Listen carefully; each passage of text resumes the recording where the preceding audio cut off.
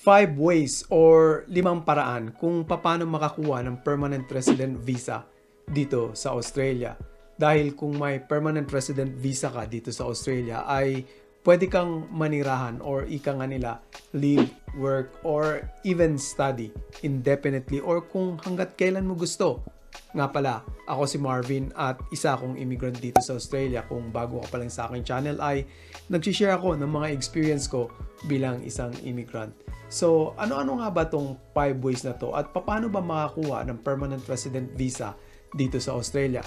Huwag na natin patagalin. Kung handa ka na, tara! Ang unang paraan is sa pamamagitan ng Skilled Migration Program ng government. Ito yung conventional way dahil program to ng Australian government to attract skilled workers or yung mga experienced trades and professionals. That is because may skill shortages dito sa Australia. At isa din kasi tong drivers ng economy. So, ano ba tong Skilled Migration Program at paano ba to? Ito ay point system at may minimum points required para ma-qualify to submit your application. Ang point system na to ay mainly binubuo ng age, education, skilled work experience at English skills. May iba pang pwedeng pagkunan ng points pero tong apat na to ang core element. At dahil nga point system, ito ay pataasan ng points. So, the higher the points you get, mas mataas yung chances mo na ma-invite to apply for this visa. Take note na hindi porket eligible ka for the minimum points ay mai-invite ka na for this visa dahil nga pataasan ng points. Tatlong klaseng visa meron ang Skilled Migration Program.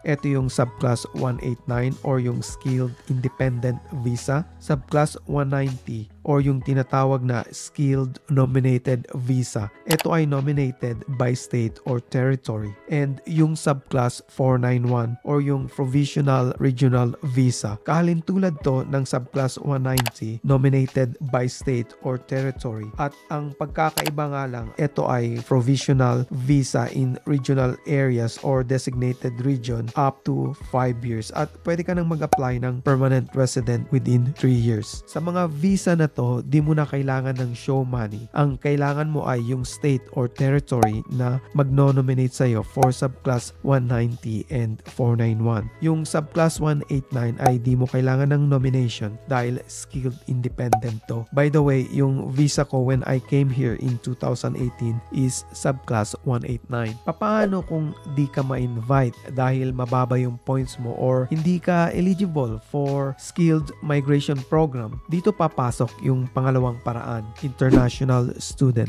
Bakit naman international student? At anong meron sa pagiging international student? Kasi kapag nag-aral ka dito sa Australia bilang isang international student at natapos mo yung course mo ay makakakuha ka ng temporary graduate visa. Sa visa na to ay pwede kang magstay or manirahan at magtrabaho dito sa Australia. Gaano katagal? Ito ay depende kung gaano ka katagal nag-aral at ang graduate visa ay usually between 1 year to 3 years. Paano naman naging paraan to para makakuha ng permanent resident visa? Dahil nga nag-aral ka dito sa Australia ay pwede kang mag-claim ng points for Australian study requirement. Pati na rin yung naging work experience mo while andito ka sa Australia. Ibig sabihin, paraan to na pataasin yung points mo for skilled migration subclass 189, subclass 190 at subclass 491. Maraming na-attract sa paraan na to dahil kung nag-aral ka ng 2 years at yung graduate visa mo is 3 years, 5 years in total, ay maraming pwedeng mangyari in 5 years. At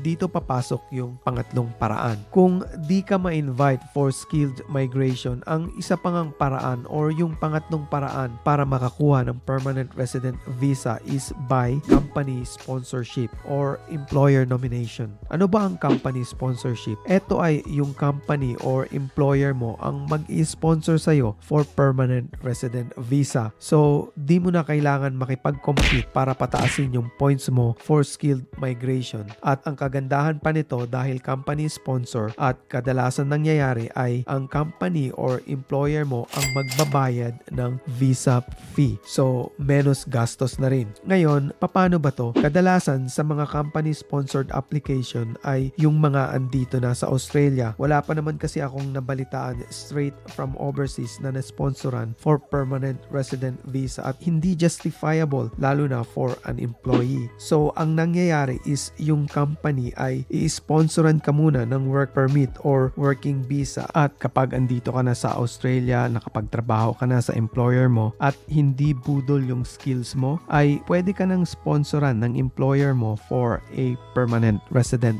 visa. Marami akong kakilala na dumaan sa ganitong paraan. Kaya advantage talaga kung andito ka na sa Australia. Not only yung may mga working visa, pati na rin international student or yung may mga graduate visa na nag-work na rin dito dahil kung need talaga ng employer mo, yung skills mo, ay pwede kang sponsoran ng permanent resident visa. At eto nga yung connection natin kanina sa pagiging international student. Yung pang-apat na paraan is family sponsored. At eto ay bahagi pa rin ng skills migration program. Ang subclass 491 kasi, yung regional provisional visa, ay may family or relative sponsor stream. Ang definition ni Home Affairs for a family or relative is yung first degree or second degree family member. Ibig sabihin mga kapatid, pinsan, tito, tita, or mga pamangkins. Sa paraang ito, yung relative mo na mag-i-sponsor sa'yo ay dapat nakatira sa regional areas or designated areas. So, kung ang relative mo na sa tingin mo pwedeng mag-sponsor sa'yo ay nakatira within Sydney Metro or Melbourne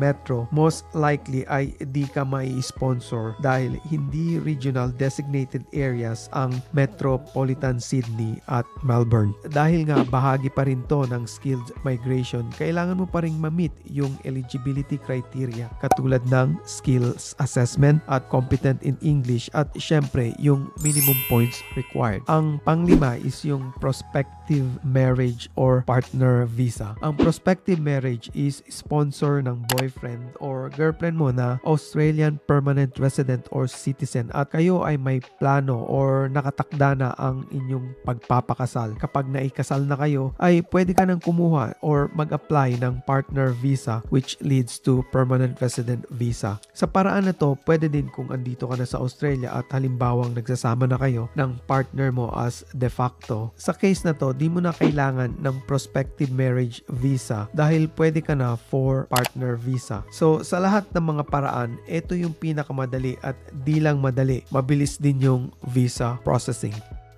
So, ayan, yung 5 paraan kung paano makakuha ng permanent resident visa dito sa Australia.